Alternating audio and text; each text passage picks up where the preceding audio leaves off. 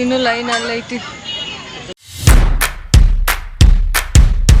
Hello, welcome to my YouTube channel. ಇವತ್ತು ಅಂಗಾರಕ ಸಂಕಷ್ಟ upload ಆಗುತ್ತೆ ನನ್ನ ವಿಡಿಯೋ. ಸೊ ಅಂಗಾರಕ ಸಂಕಷ್ಟನ ಮಾಡ್ತಾ ಇದ್ದೆ, ಮನೆಯಲ್ಲೇ ಗೆಜ್ಜೆ ವಸ್ತ್ರ ಮಾಡ್ತಾ ಇದ್ದೆ. ಎಲ್ಲ ರೆಡಿ ಮಾಡ್ಕೊಂಡಿದ್ದೆ. ಆಲ್ಮೋಸ್ಟು ಸಾಯಂಕಾಲ ಆಗಿತ್ತು. ಸೊ ಎಲ್ಲನ ತೊಳೆದಿಟ್ಕೊಂಡು, ಅಂದರೆ ಇನ್ನೂ ದೇವ್ರಿಗೆ ಬೇರೆ ಹೋಗ್ಬೇಕಲ್ಲ, ಗಣೇಶಗೆ ಹೋಗ್ಬೇಕಂತೇಳಿ ಅಂದ್ಕೊಂಡಿದ್ವಿ. ಸಾಗರ್ ಬಂದ ಮೇಲೆ ಗಣೇಶಗೆ ಹೋಗ್ತೀವಿ. ಅವರು 6 ಗಂಟೆಗೆ ಅದು ಬರ್ತಾರೆ. ಅಷ್ಟರಲ್ಲಿ ನಾ ಎಲ್ಲ ಥರ ರೆಡಿ ಮಾಡ್ಕೋಬೇಕಂಥೇಳಿ ಬೇಗನೆ ಎಲ್ಲ 4 ಗಂಟೆಯಿಂದನೇ ಸ್ಟಾರ್ಟ್ ಮಾಡಿಕೊಂಡೆ. ಎಲ್ಲ ರೆಡಿ ಮಾಡ್ಕೋಕೆ ಮನೆಯೆಲ್ಲ ಕ್ಲೀನ್ ಮಾಡಿಕೊಂಡು, ಸಾಯಂಕಾಲ ಹೋದ ತಕ್ಷಣ ಏನೂ ಬಂದು ಮಾಡೋಕ್ಕಾಗಲ್ಲ. ದೇವ್ರಿಗೆ ಹೋಗಿ ಬಂದಮೇಲೆ ಏನೂ ಮಾಡೋಕ್ಕಾಗಲ್ಲ, ಯಾಕಂದರೆ ಸ್ನಾನ ಮಾಡಿಕೊಂಡೇ ದೇವ್ರಿಗೆ ಹೋಗ್ತಾ ಇದ್ದೆ. ಸೊ ಬಂದಮೇಲೆ ಕಸ್ಬರ್ಗೆ ಅದು ಇದು ಹಿಡಿಯೋಕ್ಕಾಗಲ್ಲ ಅಂಥೇಳಿ ಸೊ ಎಲ್ಲವನ್ನು ಕ್ಲೀನ್ ಮಾಡಿಕೊಂಡು ಮನೆಯಲ್ಲೇ ಗೆಜ್ಜೆ ವಸ್ತ್ರ ಮಾಡಿ ಇಟ್ಟು, ಮತ್ತು ಎಲ್ಲ ದೇವರ ವಸ್ತುಗಳನ್ನೆಲ್ಲ ತೊಳೆದು ನೀಟಾಗಿ ಎಲ್ಲ ಜೋಡಿಸಿಟ್ಟು, ಆಮೇಲೆ ನಾವು ಸ್ನಾನ ಮಾಡಿಕೊಂಡು ದೇವ್ರಿಗೆ ಹೋದ್ವಿ.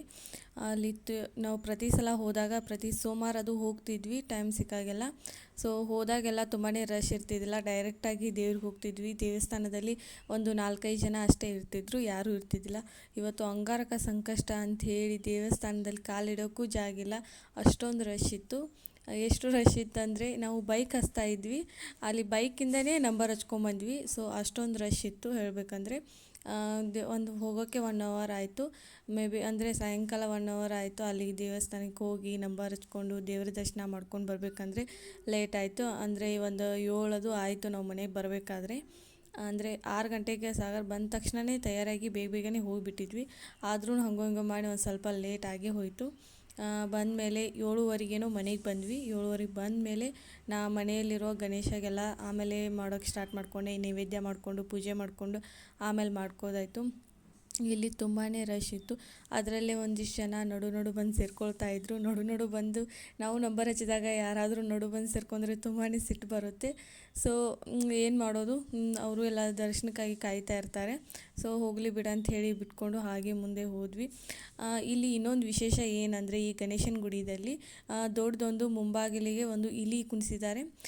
ಆ ಇಲಿ ಕಿವಿಯಲ್ಲಿ ಏನೇ ಬೇಡ್ಕೊಂಡ್ರೂ ಅದು ನಿಜ ಆಗುತ್ತೆ ಮತ್ತು ಅದು ನೆರವೇರುತ್ತೆ ಅಂಥೇಳಿ ಇಲ್ಲಿ ಸಂಪ್ರದಾಯ, ಇಲ್ಲಿ ವಾಡಿಕೆ.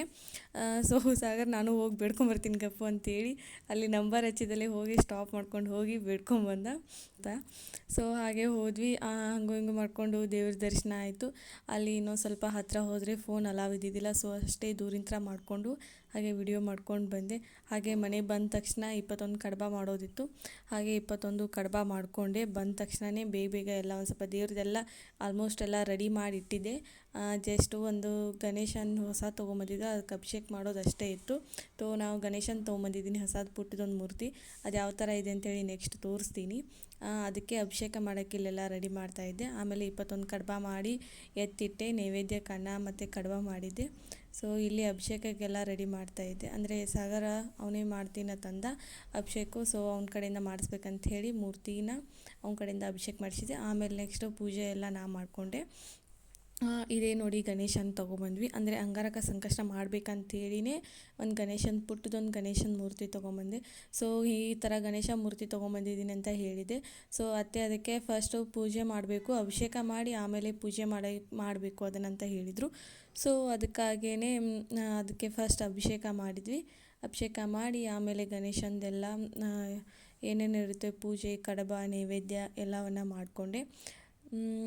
ಒಂದು ಸ್ವಲ್ಪ ಕ್ಲಿಪ್ಪೆಲ್ಲ ಮಿಸ್ ಆಗಿದೆ. ಸೊ ಮಾಡೋಕ್ಕಾಗಲಿಲ್ಲ ಜಾಸ್ತಿ ಅಂದರೆ ವಿಡಿಯೋ ಮಾಡ್ತಾ ಅದೇ ಲಕ್ಷ್ಯ ಇರಲ್ಲ. ಸೊ ಅದಕ್ಕಾಗಿ ಅಷ್ಟು ಮಾಡಿಕೊಂಡೆ. ಒಂದು ಸ್ವಲ್ಪ ಮಾಡ್ಕೋದು, ಒಂದು ಸ್ವಲ್ಪ ಇದು ಮಾಡೋದು, ಮಿಸ್ ಆಗೋದು, ಹೀಗೆ ಥರ ಆಯಿತು. ಸೊ ಅದಕ್ಕಾಗಿ ಆದಷ್ಟು ವಿಡಿಯೋನ ಮಾಡಿಕೊಂಡೆ. ಸೊ ಒಂದು ಸ್ವಲ್ಪ ವಿಡಿಯೋ ಎಲ್ಲ ಕ್ಲಿಪ್ಪೆಲ್ಲ ಮಿಸ್ ಆಗಿದೆ. ಸೊ ಹಾಗೆ ಡೆಕೋರೇಷನ್ಗೆಲ್ಲ ರೆಡಿ ಮಾಡ್ತಾಯಿದ್ದೆ ಗಣೇಶನಿಗೆ. ಇಲ್ಲಿ ಅಕ್ಕಿಯಲ್ಲಿ ಓಂ ಅಂಥೇಳಿ ಬರದೆ, ಅಂದರೆ ಯಾವಾಗಲೂ ಅಕ್ಕಿ ಇಡುವಾಗಲಿ ಏನಾರು ಸಂಕಲ್ಪ ಮಾಡ್ಕೋಬೇಕಾದ್ರೆ ಕುಣಿಸ್ಬೇಕಾದ್ರೆ ಅಂದರೆ ಈ ಥರ ಅಕ್ಕಿಯಲ್ಲಿ ಓಂಕಾರನ ಬರೋದು ಸಂಕಲ್ಪ ಮಾಡಿಕೊಂಡು ಕಳಶ ಇಟ್ಟು ಪೂಜೆ ಮಾಡಿದ್ವಿ. ಹಾಗೆ ಗಣೇಶನ ಸಾಗರ್ ಕಡೆಯಿಂದ ಕುಣಿಸಿದೆ. ಸೊ ಇಲ್ಲಿ ಎಲ್ಲನ ರೆಡಿ ಮಾಡಿಕೊಂಡೆ. ಹಾಗೆ ಅಂದರೆ ಮುಂದಿಂದೆಲ್ಲ ಯಾವ ಥರ ಮಾಡಿದೆ ಅಂಥೇಳಿ ನೀವೇ ನೋಡಿ.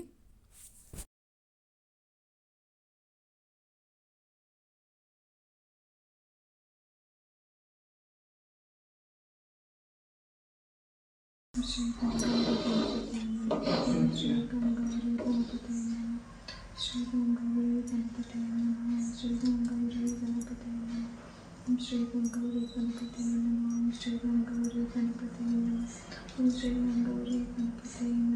ಶ್ರೀ ಗಣಪತಿ ಮಾಡಿರೋ ಗೆಜ್ಜೆ ವಸ್ತ್ರನ ಅಂದರೆ ಎಲ್ಲ ಕರ್ಕಿ ಮತ್ತು ಪತ್ರಿ ಎಲ್ಲ ಏರಿಸ್ ಮೇಲೆ ಹಾಕ್ಬೇಕಂತ ಅಂದ್ಕೊಂಡೆ. ಯಾಕಂದರೆ ಮೊದಲೇ ಹಾಕಿದರೆ ಅದು ಕಾಣಲ್ಲ ಏನು.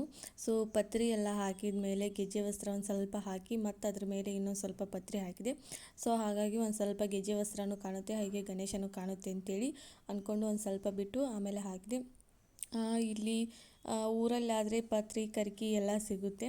ಇಲ್ಲಿ ಜಯಶಂಪುರದಲ್ಲಿ ಅಂದರೆ ಆಲ್ಮೋಸ್ಟು ಪತ್ರಿ ಎಲ್ಲರ ಮನೆ ಮುಂದೆ ಇದೆ. ಇಲ್ಲಿ ಹೋಗಿ ಕೇಳ್ಕೊಂಡು ಕಿತ್ಕೊಂಡ್ಬಂದ್ವಿ. ಕೆಳಗಿನ ಮನೆ ಆಂಟಿಯವರಿದ್ದರು, ಸೊ ಅವ್ರನ್ನ ಕರ್ಕೊಂಡು ಹೋಗಿ ಕಿತ್ಕೊಂಡ್ಬಂದೆ. ನನಗೂ ಎಲ್ಲಿದ್ದಾವೆ ಅಂತ ಹೇಳಿ ಗೊತ್ತಿದ್ದಿದ್ದಿಲ್ಲ ಪತ್ರಿ. ಸೊ ಅಜ್ಜಿನ ಕೇಳಿದೆ, ಅಜ್ಜಿ ಈ ಥರ ಬಾ ನಾ ತೋರಿಸ್ತೀನಿ ಅಂತೇಳಿ ಕರ್ಕೊಂಡು ಹೋಗಿ ಪತ್ರಿನ ಕಿತ್ಕೊಟ್ರು. ಸೊ ಹಾಗೆ 9 ಗಣೇಶನ ಪೂಜೆ ಮುಗೀತು. 9:01 ಚಂದ್ರೋದಯ ಇತ್ತು. ಸೊ ಅಷ್ಟರಲ್ಲಿ ಎಲ್ಲ ಪೂಜೆ ಮುಗಿಸ್ಕೊಂಡು ಚಂದ್ರನಿಗೆ ನಮಸ್ಕಾರ ಮಾಡಿ ಆಮೇಲೆ ಊಟ ಮಾಡ್ಕೊಂಡ್ವಿ.